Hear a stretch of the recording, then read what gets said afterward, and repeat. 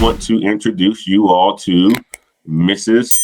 Ella Johnson. Ella, how are you doing today?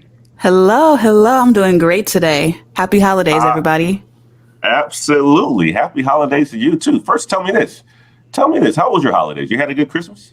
You I celebrate did. I did. It was wonderful. It's warm here, or it's warmer here than in, Indianapolis. So I can't complain about the weather. Before we even get there, tell people where you are located right now. You said it was warm. So Tell people where you're at. I am in Las Vegas, Nevada.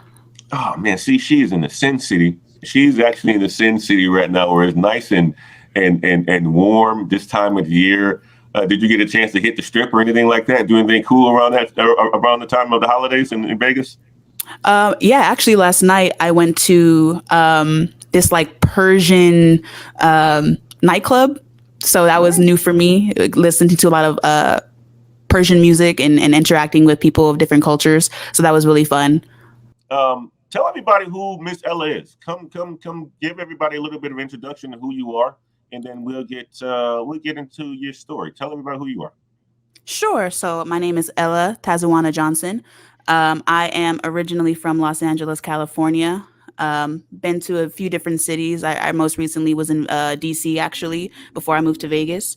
I actually moved to Vegas because during the pandemic, my mom was struggling financially, and I was already working from home from the job that I had at the time. And I decided to move out to come and help support her. So that's just a little bit about where I come from, my little background. I went to Bucknell University for my undergrad. I studied linguistics and Arabic, actually, and minored in African studies as well. So I actually don't come from a STEM background or a business background or any sort of like quantitative educational bachelor's degree program. So everything that we're going to talk about today, as far as like my experience related to tech or related to IT, is all experience and all just learning as I've gone in the past few years. Look at that. Look at that. Look at that. Coming to us from the Sin City, lived out there in Los Angeles, right? Los Angeles is considered to be home, right? Lived in DC for quite some time. Is DC where you got to start into the tech world? Yeah, DC is actually where I started my first corporate job in general. So I actually, after I graduated from college, I was working primarily in international development and like nonprofit space. And then I quickly sort of realized that I needed to make money. So I had to quickly pivot after maybe about a year. So I switched to finance. And ironically, I didn't really know anything about a stock and a bond then, but they still hired me. And I was really excited to just learn and grow in that space of private wealth management, investment management. And that's actually what brought me to DC in the first place. So I joined that company. I was there for a while, just learning the ins and outs of not only corporate America, but finance, just basics of like analytics, because we did do some analytical work back then. And then after that, I pivoted to where I work now, which is in IT management consulting. Look at that. So we gotta unpack a lot of this. I think that's absolutely fantastic, right? You get a chance to do a liberal arts degree. And I want you to get to when we get to that, I want you to really get into what made you choose these degrees when you went to college, right? Because you said you got liberal arts and you actually did Arabics with was it African American studies, right? Mm-hmm. Which is fantastic, right? All these liberal arts, but these are degrees, right? That I actually did a live stream on yesterday, and I had a whole bunch of degrees that fell into the liberal arts degree, and I called them useless degrees because the return on investment, right, is not very high at all. So I want you to kind of talk about, what made you decide to go into those degrees. But let me just make sure I understood what I heard you say. You actually got a liberal arts degree, majored in African American studies, Arabic as well too. You pivoted to finance, and then you did something on the wealth management side in the financial spectrum, and then you pivoted again to tech. Is that Did I hear that right? Yes, that is correct. That's dope. I think the combination of finance and tech, I think that's absolutely fantastic. But I just wanted to make sure I heard that right. because you are a very young lady still. I mean, like you are absolutely young, but you've already had 3 transitions already within your career, and that's pretty awesome. I think that's pretty awesome. But tell me this. Tell me how it all started. Did your family like go to college? Did they force you to go to college? Like, what made you go to college after you went to Bucknell, and what made you select the majors that you chose? Yeah, good question. So, no, both my mom and my dad did not go to college. I'm first generation college student, and I'm going to be actually the first person to get my master's degree as well, in my family.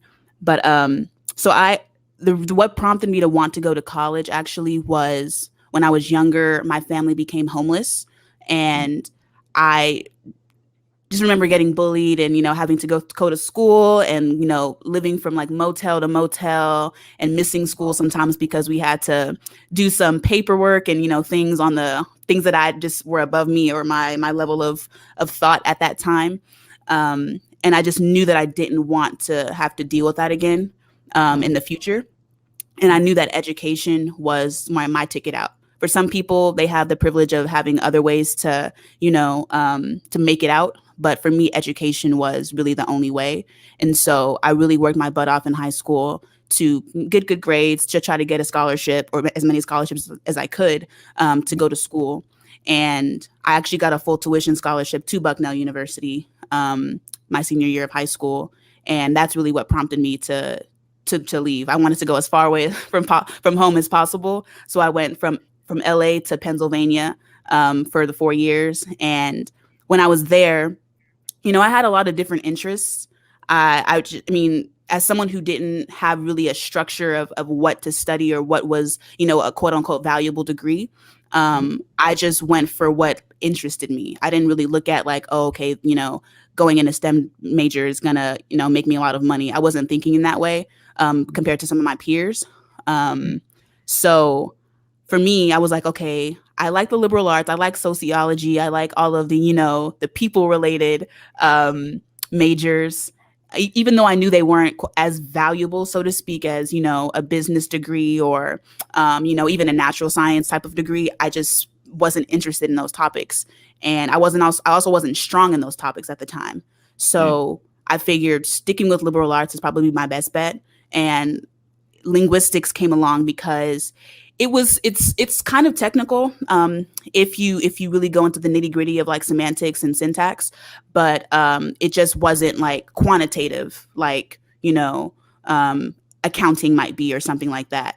But I was okay with that because I was so against like the corporate world and going into business anyways. So it didn't really matter to me. I thought I wanted to go into international development when I was in college. And so that was my primary focus. And that's why I actually focused on Arabic as well.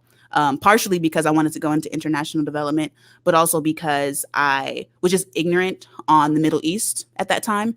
And I felt like by trying to learn the language, I could also simultaneously try to learn more about the culture as well. And for us coming from the US, we don't, what background do we have related to the Middle East or the Arab world, aside from what they show on TV, right? When we back in the 2000s. So that's why I wanted to get that formal education in Arabic. So that's kind of what my focus was. And during that time, I was able to study abroad in Jordan and in Ghana and different parts of the world, which really exposed me to new places and new things that I had never seen before. Like I'm the first person in my family to even leave the country. So there were a lot of firsts for me, in my undergrad education. But that entire time I wasn't thinking, oh, this is going to get me a job. Like I was never thinking, I never had that mindset of like, I'm getting this degree to get me a specific type of job. I was getting the degree to learn something new that I had never learned before. So that was my kind of thought process for why I chose linguistics, why I even went down the liberal arts path versus like, a more structured major path. And I'm still satisfied with that. Like, I don't think I would change my decision because my decision ultimately has led me to where I am today. So I think we all have our own paths and that's okay.